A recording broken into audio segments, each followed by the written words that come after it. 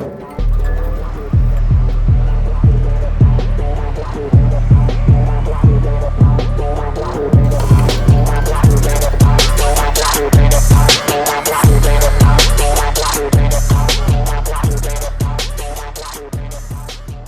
going good. You're quite lively.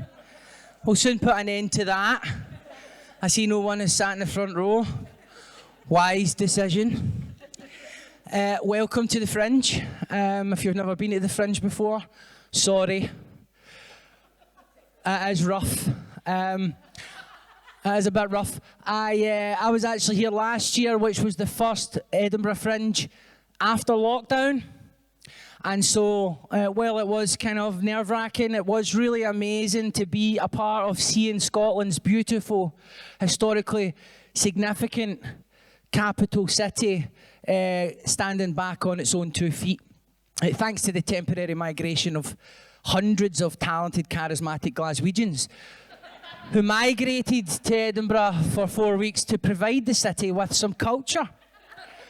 Yes, so this evening we're going to be having a discussion which is around the pros and cons of online living, careers online, personal information online. But before that, I'm just going to kind of ease you in gently with some light observations about social media. And I'm sure you'll all agree that if there is one phenomenon that has brought us all closer together as a society, then it's Facebook. Yes? Can you raise your hands, please, if you feel that social media has been a net positive for civilization? 1, 2, 3. Okay, so we're talking here a minority of people for whom it's been an overall positive experience. For me, it's been a bit of a mixed bag. I really enjoy social media when I have something to say. Not so much when you have something to say back. And then one of the difficulties that I feel with social media is that you're constantly being exposed to other points of view and other perspectives on life. And while if you try to be open-minded like I try to be, that can be a very nice tonic to what otherwise might be quite a rigid, fixed view of the world, it can get a little bit overwhelming. I mean, for me, sometimes I have days where I couldn't say hand on heart what is true or what is right. And so there is an onslaught of perspectives that makes it difficult to kind of plant a flag in any version of an agreed reality. Although it seems some of you are not afflicted by thought at that complex level. By the way, for anyone in here who's never heard of me, and is feeling a little smug about it, sitting there thinking, well, if I don't know who he is, who the fuck is he? I'm actually at a really interesting point in my career where if you don't know who I am, that's actually evidence of how uncool and obscure you are. Which is a welcome inversion of the previous circumstances. One of the things I find frustrating about social media is actually reading the opinions of people that ideologically I agree with. I find them more irritating. I find them more annoying, more insufferable. Thanks to the privilege that many of the people who've supported my work over the last few years have afforded me, I have a lot of autonomy over when I work, how long I work for, and this allows me to stay at home for most of the year and take care of my children. And my wife goes and does the hard labour in the workplace with the shift patterns and all of that sort of stuff. So I'm in the morning, I'm up early, I get the kids up. I give them their breakfast. I have to take all the questions about the porridge. I have to have the 5-year-old's meltdown about being served milk in the wrong colour of cup. Then I get them ready. Then I like to wake mummy up maybe just after 8 o'clock because she's got to do the school run in the car. So I let her sleep as long as possible, you know, happy wife, happy life. Or so the theory goes. And after all of that, obviously once I've managed to get them out the door, then I have to clean up the debris field. The absolute carnage just for their mere existence in a physical space for 35 minutes. And that's my day every day. God forbid I might take an hour out and go to the gym. I might have a wee siesta. Then I've got to go and get them from school, cook the dinner, spoon the dinner into the bin, bath. And I used to read them bedtime stories, but now I just get an AI to do it. Because you can get the chat GPT to actually just include their names. So it appeals to that childlike narcissism. So see, at the end of the day, when I open up Facebook, the last thing I want to see is an opinion piece by a Guardian columnist telling me that the way I load the dishwasher is misogyny. Okay? I consider myself a pretty woke guy, but you can fuck off with that shit. But I would say the most irritating thing for me is just now I have a window into middle class people and all of their made up illnesses. People who are so desperate for a hard luck story that they are self-diagnosing with all sorts of ridiculous ailments. A few years ago, it was political homelessness that they were suffering from. I mean, talk about being politically incorrect, for fuck's sake. How many homeless people did they walk past to get here? To moan about how you're politically homeless. From the team that brought you political homelessness comes a shit show of made-up conditions. The first one being shopping aisle blindness. Have you heard of this? Well, Adrian Childs has it, apparently. Oh, darling, I can't see the coconut milk. Oh, honey, that might be your shopping aisle blindness. Perhaps triggered by that unsightly spectacle of the working class checkout assistant's Disney-themed neck tattoo. Shopping aisle blindness. Fuck off. Then we have intrusive thoughts. I have intrusive thoughts, as opposed to all those other thoughts.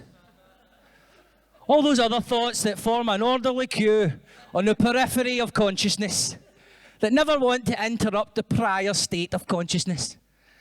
Let's just break down what happens with a thought and how it gets in there. You feel and think a certain way, and then through a process of intrusion, another thought comes in and changes how you think and changes how you feel. My theory is that we give the difficult, painful, embarrassing, uncomfortable thoughts more resonance by attaching meaning to them when they randomly pop into our heads. So don't worry if anybody in here is worried that they might be a paedophile. You probably aren't. But just double check just in case.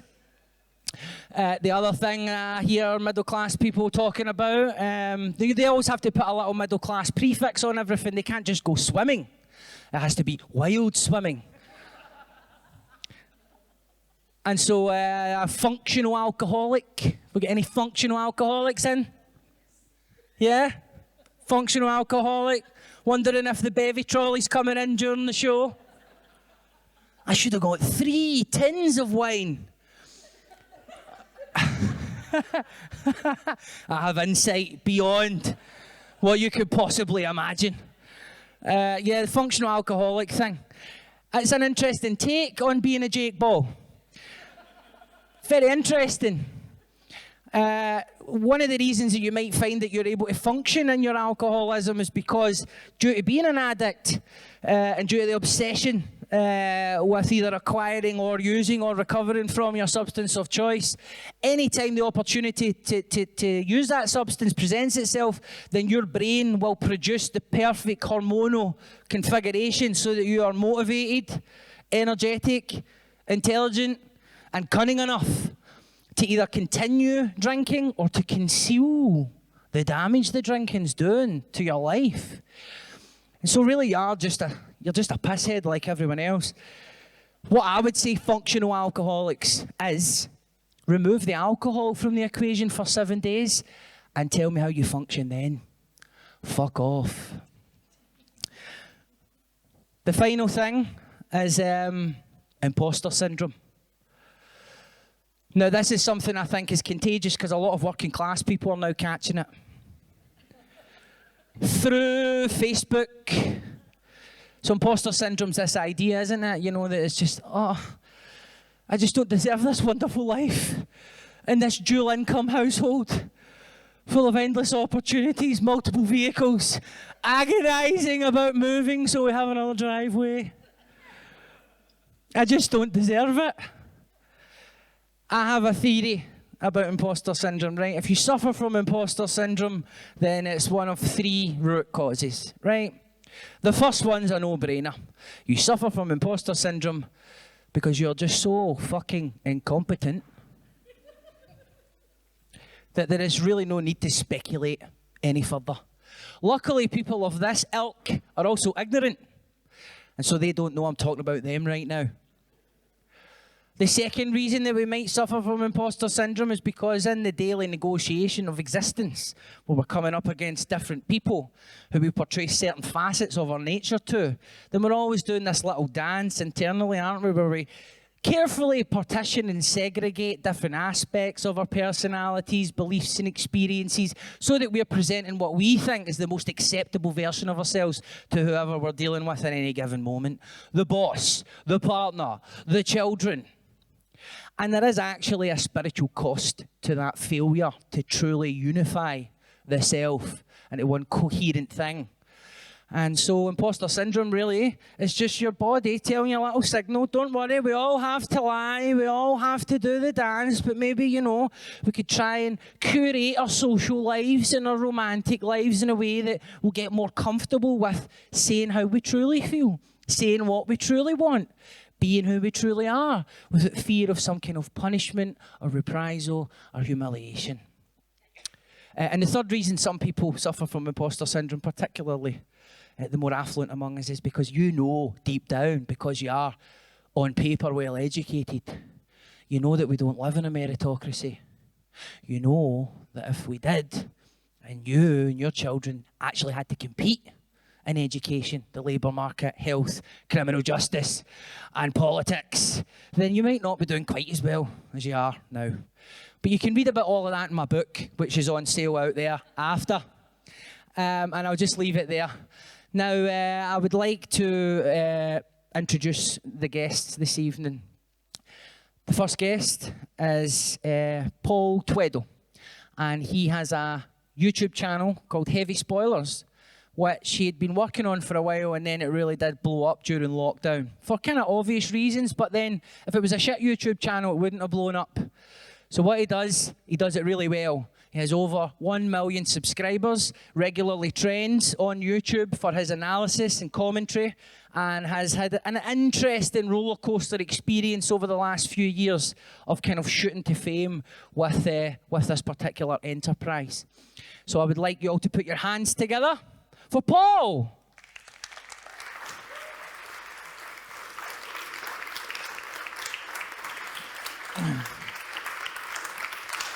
And our next guest is a photographer who hails from the south side of Glasgow. He's just touched down after a tour of the US, and some of the photography that he managed to get on that trip was obviously pretty stunning. So I advise you to check out his Instagram, which has over 200,000 followers, and that's real followers, not fucking chatbots and AIs or whatever the terminology is. That's real people who regularly are interacting with his posts. Dylan also lives with a condition so rare that it only affects 13 people globally, and so has, I'm not sure if it's through a choice of his own or if it's just because he's become a de facto voice on disability education and awareness. But ultimately, one of the things that really drew me to his content wasn't just his beautiful photographs, but the way that he articulates his experience, the way that he invites people in to learn more about people who do live with disabilities. And so for those reasons and more, it gives me great pleasure that Dylan could make time in his pretty hectic schedule to come along and enlighten us all this evening. So make some noise for Dylan Lombard.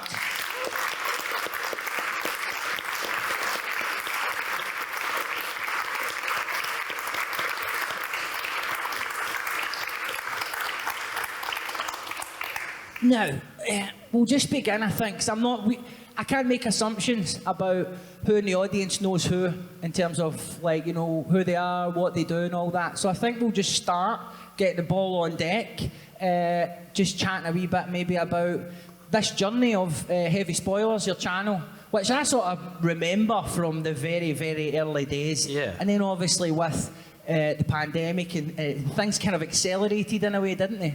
Yeah, so I just started off, I was a website designer for quite a while, and I thought, you know, I know how to build a website, so I'm just going to do something I'm interested in, which was reviewing Batman graphic novels. So I thought, you know, I'm going to make a website where really nerdy, just every single Batman graphic novel that's ever come out, ever, we're going to review it and make a big thing that people can come check out our thoughts on.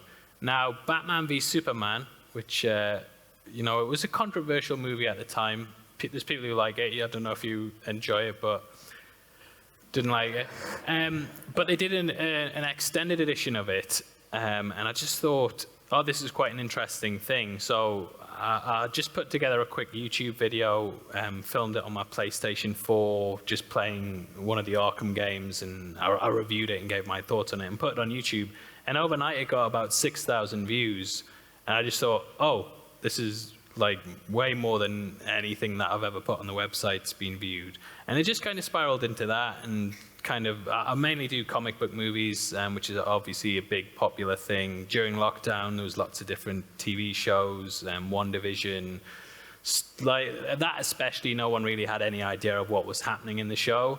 So I was like, well, I've actually read this comic book that I'll tell you about from the 1970s. So people just kind of flocked to me, and then it just really grew from then.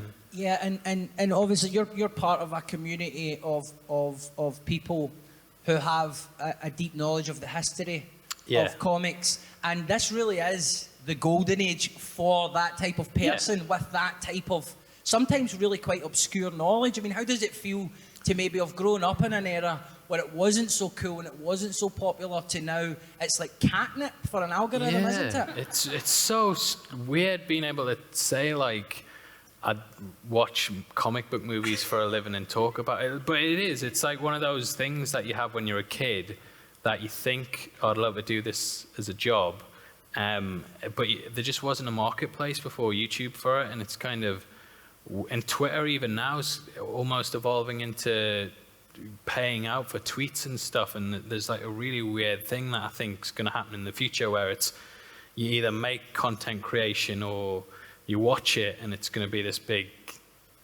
maybe like, I don't know, thousands of people involved in just constantly watching and just moving to a completely podcast-based economy. But that's where we were heading, isn't it? Though there is so much content out there. Because I watch stuff as well, so I'm funding other people doing it, and if they watch me, it could expand into this massive thing. But like what I do is a niche, but there's these niches and channels for everything now. It's not just like how it used to be with TV stations where, you know, the BBC would show 10 programs a day or whatever, and that would be whatever those programs were, you had to have an interest in. But now it's like you enjoy gardening, you know, you like what you're doing now. There's people out there that will watch it. And I saw a channel where it's basically just people who put washing machines on certain settings, and in the description of the video it's like, you know, hot point, twin tub, 30 degree, spin, 1 hour spin, and then it's it's filmed the washing machine going through that cycle. And then the thing is, you would think this is the most weird kind of like fetish ever, and then you actually look at the metrics and you're like 5 million views. And it's because somewhere out there, there's someone who likes the sound of a washing machine in the distance as they're trying to sleep or as they're trying to study. It's that sound as if you're in a house and it's active.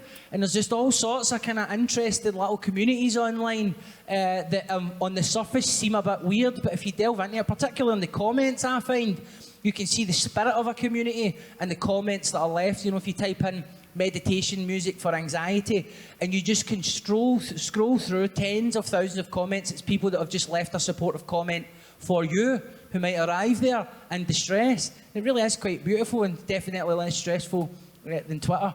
Now, Paul's experience sounds like it was quite sudden and kind of dictated by the mechanics of social media.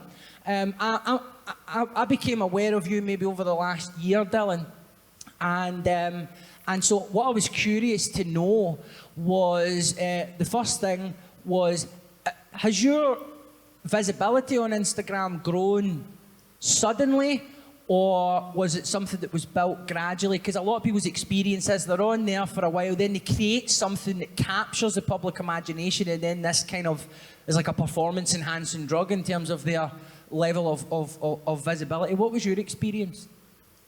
So I would say that it's been like a mixture experience.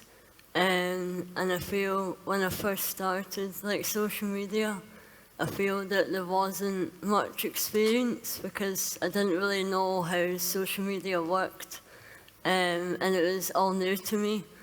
And so I really wanted to get into how social media works and how to engage with the audience. And I thought that my disability was a great way to show people that that I do have a disability, but it's something that it's a positive thing, not a negative thing. And I really wanted to show and raise awareness about that disability. And also because my disability is extremely rare, so I thought raising awareness would help more people understand. I mean, and when you say rare, it's in the true definition of the word.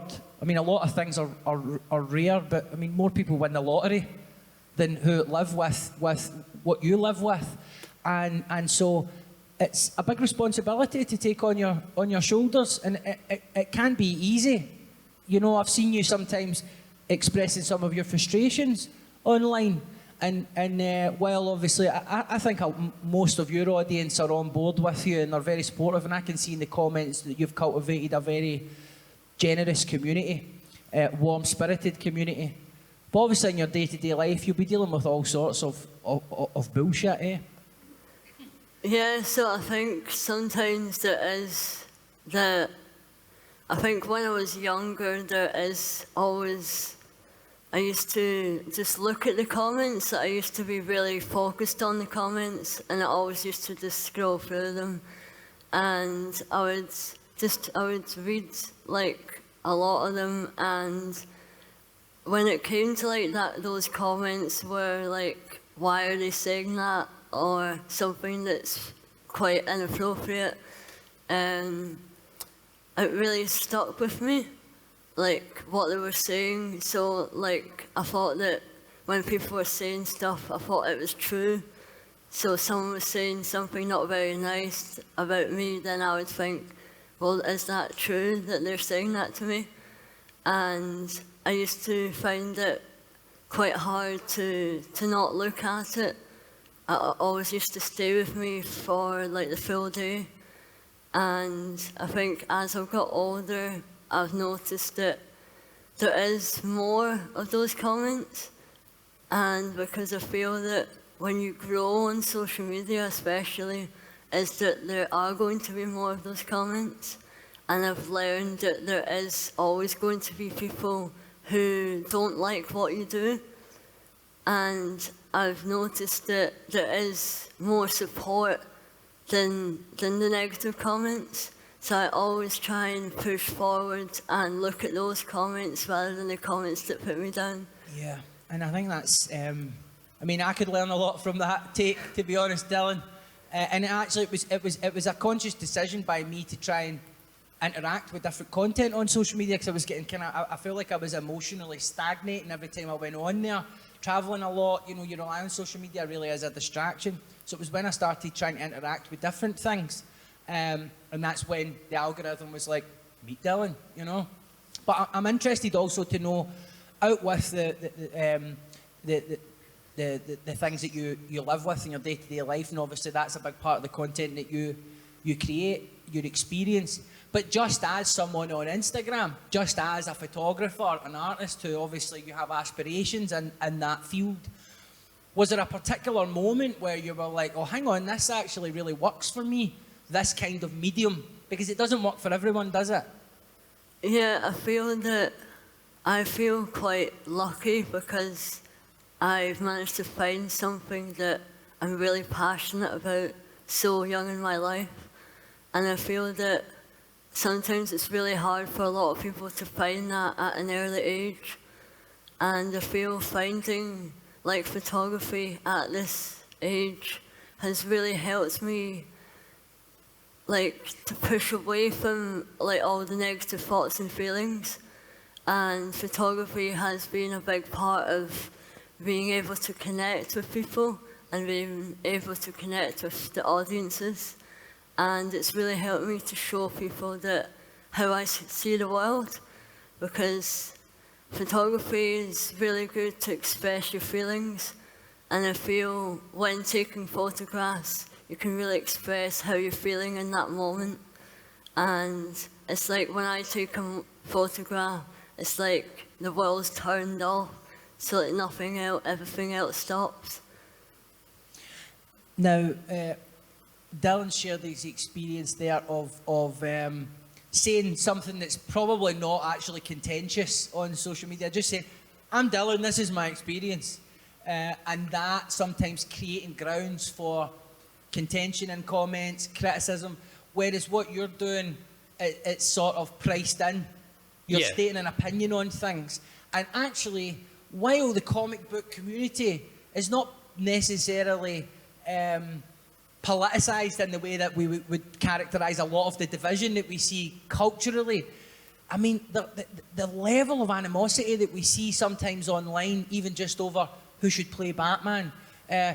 What's your take on Zack Snyder's film universe? Yeah. And that, first of all, when did you start to realise that you were going to become another lightning rod for that? And secondly, what steps have you taken to try and minimise the level of stress that I'm sure sometimes that this can cause you when you're trying to create stuff? Yeah, it's so difficult because when you have an audience, you don't actually, especially if you're a YouTuber, you don't actually really consider it, because it's not like, this is the first time I'm speaking in front of like actual people. Normally I'm just sat in my room on Exclusive. Yeah. Like normally I'm sat in my room on like a laptop working away, and then I put it to the internet, and that's when I get the comments in. So it's because you're not experiencing the audience, so you just put out anything, but then you don't realize that there's an entire world out there that could potentially dislike you and tell you exactly about it. And even on Twitter now, I'll put out the odd, maybe a political opinion, or just not even like a harmless thing, just like, oh, this sucks, they've done that. And you will get backlash about it, and there'll be people who, you know, feel strongly about it, which is fair enough, but whatever you say, kind of, there will be someone out there who wants to argue with you and get your attention almost. And I have no experience of that, oddly enough. Yeah, like we were saying before that you put out an innocent post about being late for an event because there was a cycle event going on, and then you just had loads of people who were interested in cycling searching for you and like arguing with you, and you get so attached to these arguments as well that it almost takes over your real life.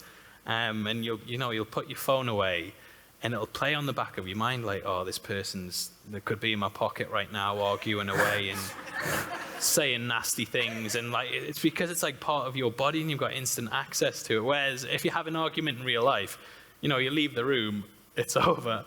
But with it being on your phone, it's like at all times, and it can almost, I don't know if you get it, like you get a sort of a burning feeling inside of you, like oh, I'm so angry. And you've just got to learn to be, you won't gain anything from arguing on the internet. That's what I've figured out, that, you know, at most you're going to get maybe 10 people who like your post and say like, oh, well done.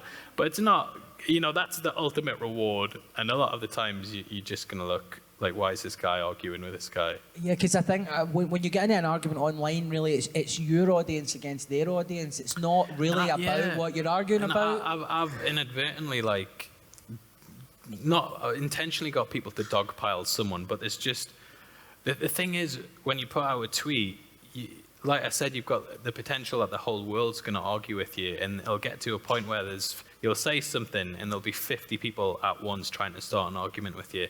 And it's just kind of, it's not draining, but you just get used to not really responding and being like, oh, well, that's your opinion, that's totally fine. And I do find if you just approach it on like a level head and not raise the stakes or anything and say, oh, yeah, well, I can understand why you feel that people do genuinely tend to de-escalate. A lot of the times if you're arguing with someone, if you just DM them as well, it'll completely kill the tension and it'll be absolutely fine. But there was like a couple of months ago that someone said something and I quote tweeted it and loads of people dogpiled them and they went on a big rant saying how I was problematic and stuff, and it stuck with me for quite a while, and I actually messaged them last week saying, oh look, I'm sorry for saying this, it has. And they were so receptive about it, and they enjoyed it. So I'll try and approach things, like I'm 35 now, you know what I mean? I'm not like a hot-headed youngster that I used to be. And it's just like, do you have the time and energy for it as well? Yeah, I mean, I think sometimes as well, in my personal experience, I don't know about you guys, sometimes in my effort to be kind of accommodating of people's differing views from mine, or, you know, being receptive to being pulled up or called out for things, I've actually cultivated a sense that I can also just be taken advantage of. So sometimes I find it difficult due to my own emotional nature of maybe sometimes being a bit over-accommodating and not knowing how to healthily assert boundaries and just going, no, you're actually just taking the piss. Yeah. And you're wearing a veil of fighting for something worthy, and it is worthy, but you're actually disrespecting it by the way that you're trying to use that to manipulate me for your own ends. And it's a real minefield, because you don't get a sense of anyone really on social media unless you know them prior. So you're always kind of eyeballing it and taking a bit of a guess. But I guess one of the things that I have noticed with content creators, particularly when it comes to comic book films, criticism, analysis, and a general beef with a big section of the comic book audience, is that they seem to have this issue where it's a red flag if they feel that someone's politicising something in a way, in terms of, you know, like representation, diversity. There's a way that some people feel it can be done tastefully, and then there's a way some people feel that it's just kind of a bit on the nose. But it seems like a lot of folk will be on board with you as long as you don't stray into either side of that. Yeah. Which is kind of, I guess, simplifies the process for some content creators, but then I guess it would be quite restrictive sometimes as well. Yeah, I mean, it's a double-edged sword. Like everything, just in life in general, you know, there's pros and cons to everything. I try and keep my own politics out of stuff, because like I criticised Trump years and years ago, and I just seen that even doing something like that from an English person, just it wasn't worth the way that the comments on the video skewed away from the main subject, and you kind of taken it in a place it doesn't really need to go. So I do try and keep things neutral, but then in doing that, I'll also get comments saying you're ignoring this problem, or you're not fully addressing this thing in the manner it needs to be discussed. So it is, I mean, it's how deep you want to go on something, but I find that, you know, there's a level of escapism that people want with this stuff. They appreciate metaphors and for maybe how the world works, but they're not necessarily wanting to be beaten over the head with this is the way it's got to be. And like you'll watch movies and they'll portray villains in a way that you can be like, well, I can see it from their point of view, but I don't agree with it. And I think that's the smarter way to go with it. Whereas, you know, people get their backs up about politics being like, this is a black and white issue and this is the way to go. But, you know, everyone's different on it. I think I've been talking about this a lot recently, where I think everyone brings their own baggage to a situation, and often you need to just look at things objectively. There's like lots of celebrity trials going on at the moment where certain people side with one person because they'll be like, well, I've been through something similar and I gravitate towards them, or they'll say, well, this has happened and I think you just need to be kind of objective and not really force your opinion and kind of stick to what they've clicked on the video for. Now, just kind of steering away from some of the politics of stuff, although it's interesting just sort of getting a bit of, I hope you find it interesting, just how that actually is erupting through every community, online, even the comic book analysis community, where things can get quite challenging. But just to get back to just the mechanics of these sites, obviously, at every stage in the development of civilization, there has been a lot of phobia around technology. You know what I mean? The first fork, the first cup. I'm sure there was somebody just going, no, I'm fine. Drinking water out of my hand, thanks. You keep that devilry away from me. And then when people started to write on paper, and then there was anxiety that no one would be able to remember anything, but of course that was the whole point of paper, so that you didn't have to remember everything. And this was the case right up to, you know, the printing press, the industrial period, books, and then now we're at a point where sometimes I think the phobia that people have around the revolutionary nature of technology, they fixate on that, and it is a valid fear, particularly artificial intelligence. But something that I didn't really think about was how profoundly my own life was changed by this level playing field. Because I came through the arts scene, I then got sober, qualified as a journalist. There were few opportunities for someone like me from my background, and suddenly Twitter, where I can have a direct dialogue with people who are into me. I don't have to go through an editor. I don't have to go through a funder. And if I get a wee retweet off a Frankie Boyle or a Limmy, that's the high point of my day, or week, or year. And it has a real material impact on what I'm able to do.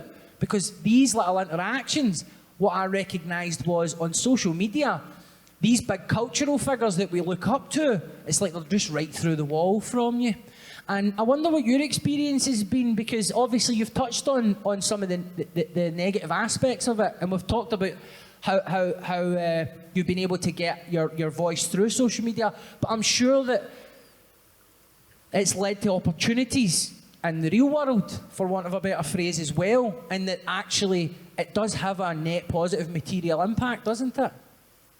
Yeah, so I feel that through social media, I think because I find it really difficult to talk to people in the real world, and sometimes I think when I came to social media, it was an easier way to communicate with people. And I think through sharing my photography online and my experiences, there has been times where I've been given opportunities through social media.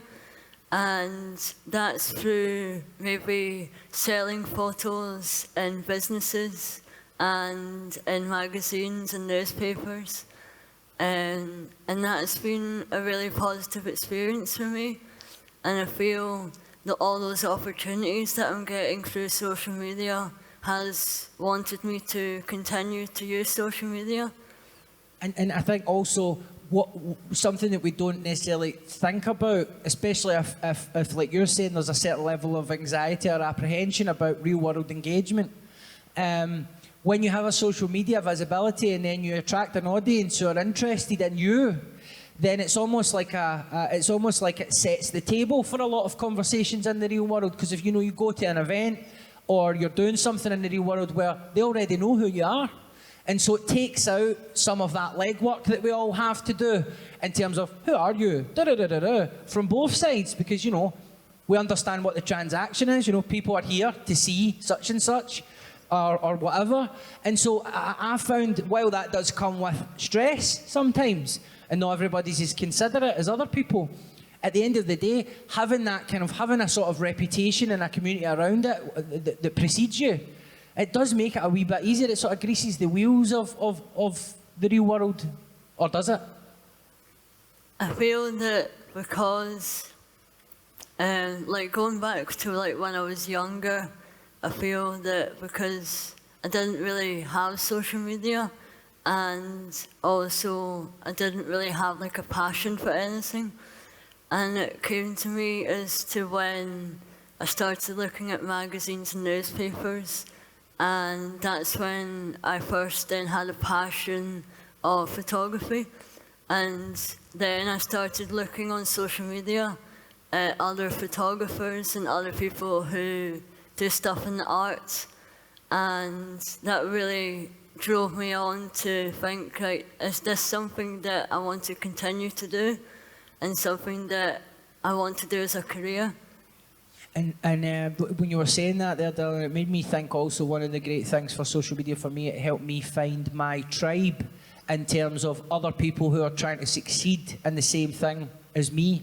So when I announced my tour, which was all self-funded and a big gamble for me, it was really all of the can you come here please, that I got on Twitter that made me feel a bit more confident, because I ended up just going and starting taking bookings on Twitter, which made it a lot easier. But then the other thing was, every show I went to, I would link up with an artist or a writer, or they would give me a place to stay, or they would take me out and show me around their community. And so there was this thing where you're getting an audience, well, that's a different kind of relationship, but then you're also getting this sense of what it's like to be in that mode where you're out there, you're trying to make shit happen, the challenges, the positives, the negatives. And what's your experience been of meeting like peers in your field? Have you met anybody? Do you talk online to anyone, you know, dealing with some of the same issues or with the same aspirations, and has that made a difference? I think because I've made so many connections through social media, and I think having that, there is always that positive and negative when you try and connect with people. And I think I've done like podcasts in the past and I've talked to people, and sometimes I felt that that person would be nice to talk to, and then what you don't realise is that the content that they post, and it's like I need to like not jump too far ahead. I feel like sometimes I rush too far forward, and I think with social media is that sometimes it's like if you post something, you posted it and it's been seen like worldwide, and it's sometimes really hard if you post something by accident, or if you say something that you didn't mean to say that. And I think I've been trying to say things that I want to say, like my message to the world. And I know that not everyone agrees to it and not everyone looks at it, but what I think is the message that I want to give. And if people like it, then those are the people that I'll look up to and the people that I'll follow. I guess I would like to kind of flip that to you, because I mean, I've watched your star rise online, but I know you from way back from other things, but there was a moment where I knew the impact you were having because I started seeing you interacting with other channels and other figures in the same game, who in my mind I knew had already succeeded in terms of getting that visibility. And so it seems like you're now part of a community of people who are in the same kind of business as you. And I wonder, what are the kind of benefits of that? Do you enjoy that?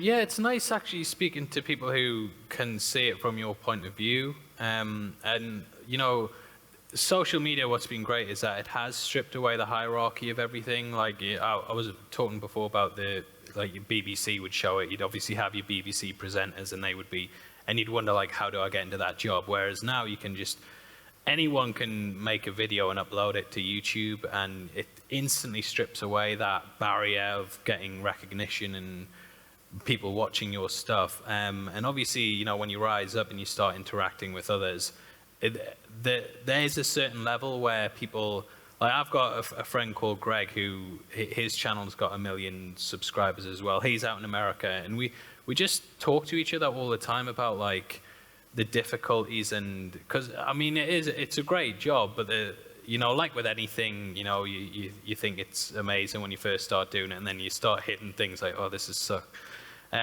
So like sometimes they'll release a trailer for something at like 3 a.m. in the morning, and I've got to get up and I'll speak to him like, and it'll not release at the time we thought it was going to release, so we'll be sitting there anxiously waiting for it to come out. And it's nice just having that person to sound off against and kind of talk, and we'll even screenshot comments and send them to each other and be like, oh, have you seen what this guy said? And the other person's got to like say, no, look, you look great, your voice sounds fantastic. People they don't find it annoying at all or anything and stuff like that.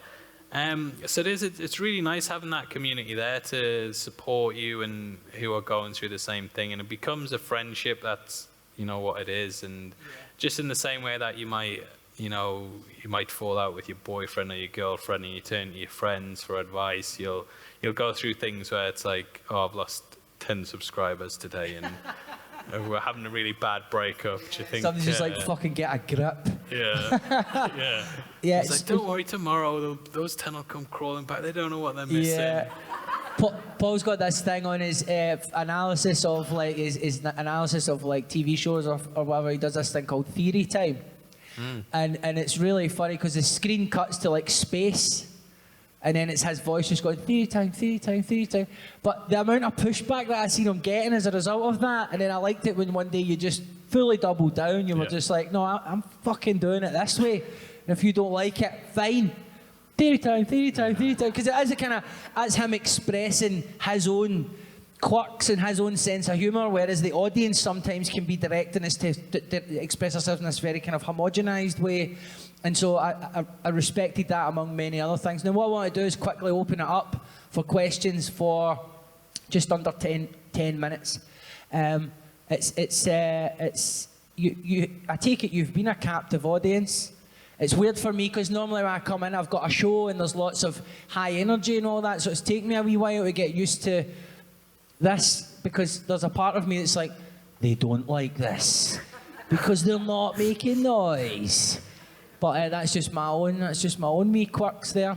So if you want to ask a question, you can signal that you want to do that in the usual way by raising your hand, and then we've got a roving mic that will come to you. And I know that you'll feel patronised by me saying this, but it's important that you hold the microphone to your face when you speak.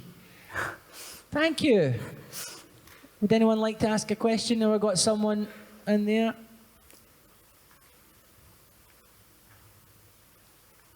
Hi. I'm really nervous now. Is that on? Can you hear me? Yeah, really interesting like topics you're talking about like, online. I do spend a fair bit of time, not loads of time online.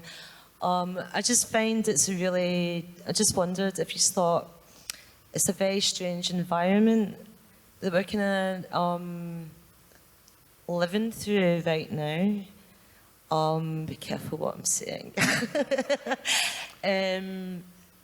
And it sort of feels, I was like speaking to someone earlier, and it sort of feels as if I'm living through a George Orwell book, 1984. And so have you seen these new Sky TVs? No. Where it's basically the big selling point is that there's a camera on the telly that's watching you doing workouts and all that, and this TV can see you doing your yoga and your yoga mat, and it's just like, it really is like that. Yeah, I'll need to check that out.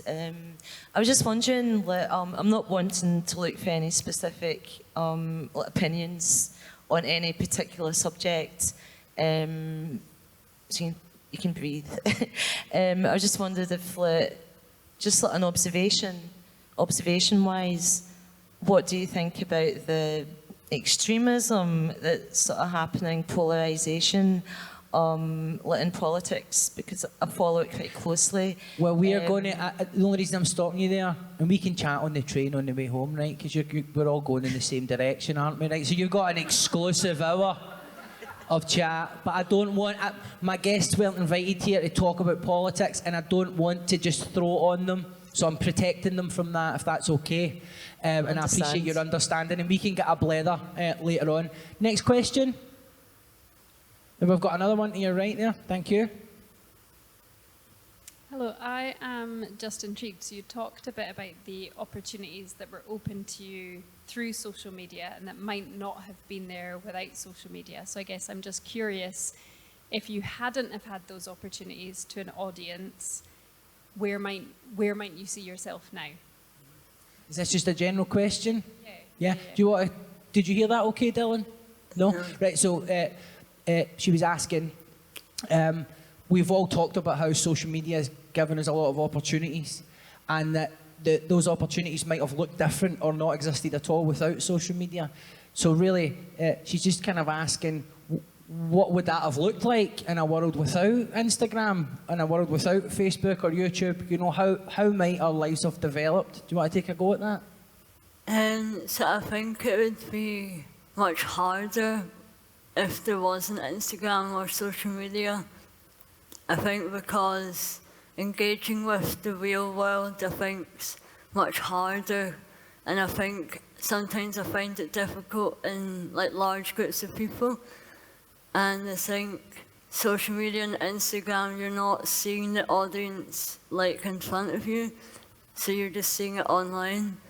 And I think also you can reach more people, I think, online rather than the real world. Thanks, Dylan. What about you, Paul?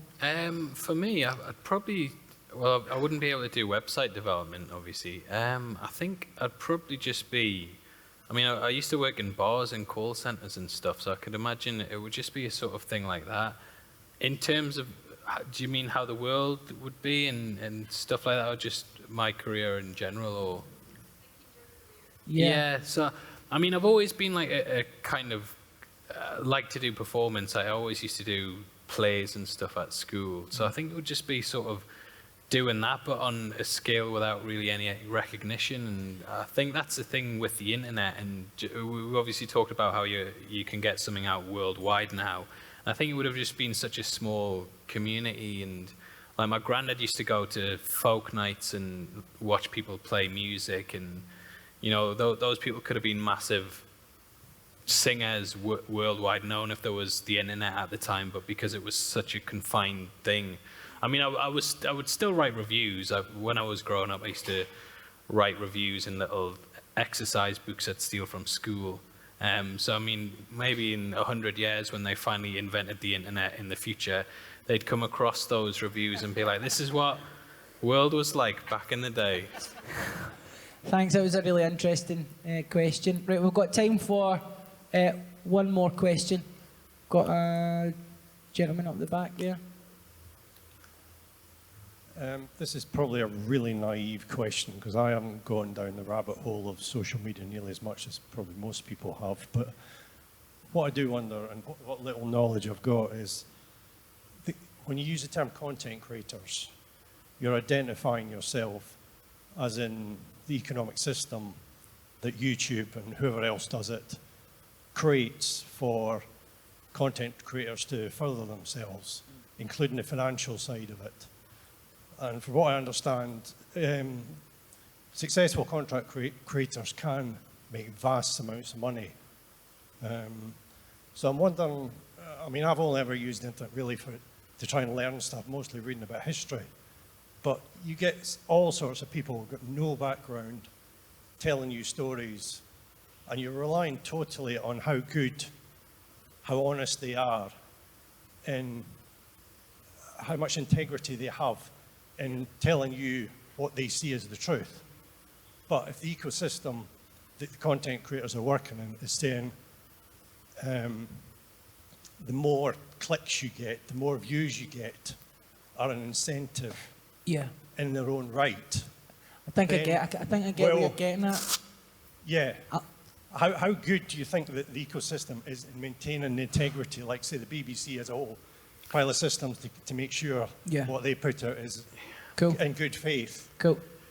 I'll take that one, right? Only reason I'm cutting you off is so I've got time to answer you. I'll take that one. Yes, I mean, obviously the free market ideologues, they say, just give it time and the liars will be found out. And the honest, smart, qualified people, they will rise to the top. Just let the free market deal with it. No regulation, no rules. You know, eventually, it'll all sort itself out. The question is, it might, but in the intervening period, as we get from the wild, wild west of information and truth to something approaching a system with parameters and integrity, then there's an immense lot of collateral damage that occurs, isn't there, in health and culture and all sorts of other areas. The big problem with social media, I think, and it would have been good to touch on this in the conversation, but we're going to run out of time, unfortunately, but we can pick it up at another point, hopefully. The big issue with the opaque system of rules that the tech and social media giants have is that no one really knows what the rules are. You just get an alert that says there's a problem with your channel, and then there's a process you have to go through to resolve it, and often that has nothing to do with the veracity of a claim. It has nothing to do with checking if someone is useful, helpful, agreeable, disagreeable. It's all about a corporation saying, you're not using a clip of our thing, so we're hitting you.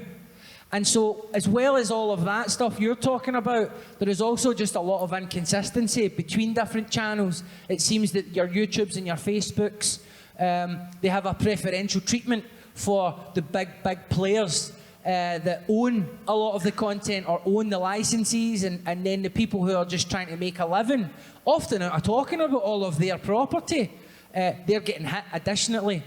And so this all has to be regulated. It has to be regulated by governments. But because it's such a big global enterprise, one government regulating it's not enough. And I'm not talking about we need a new world order to control Facebook.